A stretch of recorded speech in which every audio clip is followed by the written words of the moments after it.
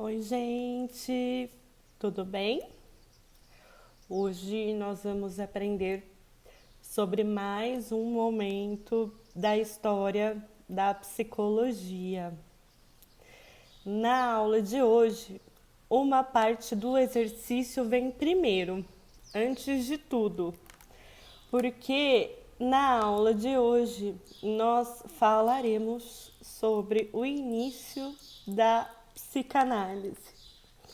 E como eu imagino que vocês já ouviram falar sobre Freud, em algum momento vocês já ouviram o nome de Freud, que Freud tem algo a ver sobre a psicologia, algo a ver com a psicologia, eu quero que antes de assistir aos vídeos sobre como Freud dá início à psicanálise, que vocês me contem. Quando eu digo Freud, que imagem vem ao pensamento de vocês? Podem descrever como vocês imaginam a pessoa, podem descrever se vocês imaginam uma cena, se vocês imaginam Freud fazendo algo. Eu quero saber no que é que vocês pensam quando pensam em Freud, ok?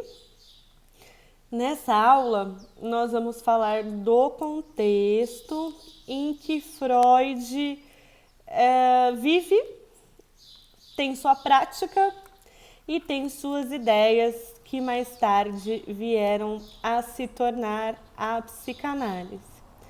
Nas nossas aulas anteriores, nós vimos como existia um embate grande sobre o que tornaria ou não tornaria a psicologia uma ciência.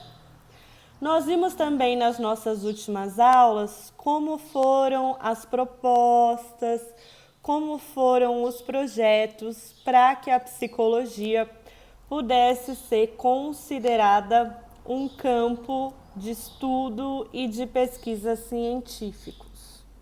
Nós vimos que entre as exigências para um conhecimento ser considerado científico estava a ideia do rigor, de que o objeto desse conhecimento científico pudesse ser observado, descrito, verificado.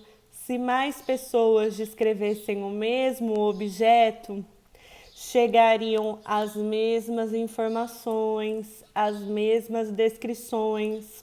Então, o conhecimento científico é uma forma de conhecimento que pode ser conferida e que pode ser replicada. Pessoas em diferentes situações, com diferentes perspectivas, vão chegar àquele conhecimento. Nós vimos como na psicologia, quem inaugurou essa área foi Wundt, construindo um laboratório.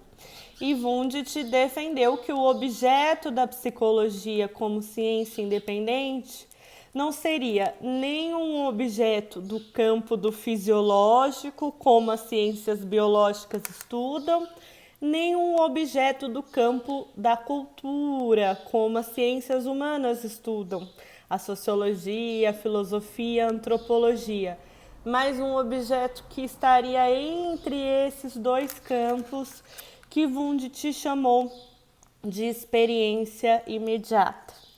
E então seria observada a experiência imediata. Nós vimos alguns embates em que o sujeito seria tomado como um organismo, em que os aspectos a serem observados no sujeito seriam os aspectos evolutivos. Vimos também como surge o comportamentalismo e o objeto de estudo proposto passa a ser o comportamento. Isso é o que vinha acontecendo, o que estava acontecendo mais ou menos ao mesmo tempo na psicologia. Freud não era psicólogo. Freud era médico neurologista. E os médicos estavam passando, naquele momento, por um desafio, por algo que eles não conseguiam encontrar resposta. O que acontecia? Tinham muitos pacientes, muitas pacientes, né? Grande parte mulheres, mas não só mulheres, que buscavam a ajuda médica com sintomas que estavam trazendo grande sofrimento, que estavam trazendo impedimentos para a vida delas. Então, tinham mulheres, por exemplo, que sentiam paralisia em uma parte do corpo. Não conseguiam mover um braço, não conseguiam mover uma perna, não conseguiam mover uma parte do rosto. Outras tinham conversões, sentiam espasmos, movimentos, tinham dificuldades na hora de se mexer, sentiam latejar. Havia, inclusive, pessoas que afirmavam não conseguir mais enxergar ou não conseguir mais beber água, perdiam funções fisiológicas. E os médicos, o que eles faziam? Eles examinavam, eles observavam, eles faziam uma série de avaliações e não chegavam em nenhuma causa orgânica, não chegavam em nenhuma causa biológica. E aí vinha aquela questão, mas a medicina cuida da saúde do corpo, a medicina cuida da saúde do organismo. E o que eles iam fazer então se não encontravam nenhuma lesão, nenhum problema de origem orgânica nessas pacientes? Alguns médicos tinham inclusive uma postura muito ruim, uma postura de duvidar, de acreditar que era um exagero, ou então até que era mentira, de desconfiar. Elas fazem isso só para chamar a atenção. Não vamos ocupar leito do hospital com essas pessoas. Afinal de contas, elas não têm nada, né? E é nesse contexto que Freud começa a atuar. O nome que era dado naquele momento para o que pacientes, homens e mulheres tinham, ou melhor, nesse momento esse nome era dado para o que as pacientes mulheres tinham, mesmo que os homens também apresentassem, era um nome dado apenas para as mulheres, que era o nome de histeria. Era um nome dado para o que as mulheres tinham e um nome que vinha desde a antiguidade, desde a Grécia.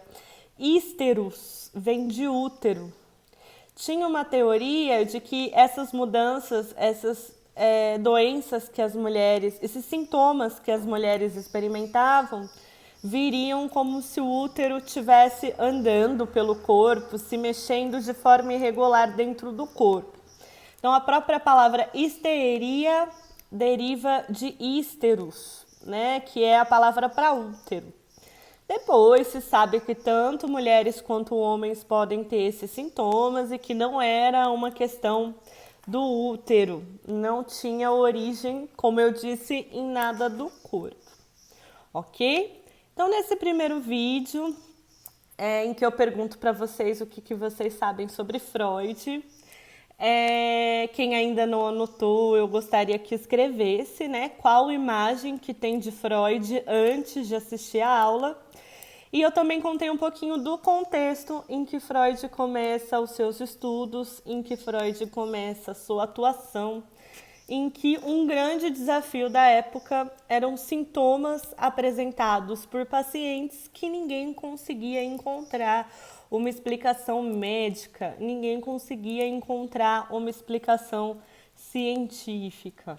Então, mais uma vez, estamos diante do desafio como pesquisar, como estudar, como investigar sobre algo que não é bem do âmbito do objetivo, do observável, do comprovável. O começo da história da psicanálise, então, é saber sobre esse dilema que os sintomas histéricos colocavam. No próximo vídeo eu vou contar um pouquinho como foi a trajetória do Freud lidando com pacientes com histeria. E antes disso, não se esqueçam de anotar qual é a impressão que vocês têm, qual é a imagem que vem ao pensamento de vocês quando eu digo Sigmund Freud, ok?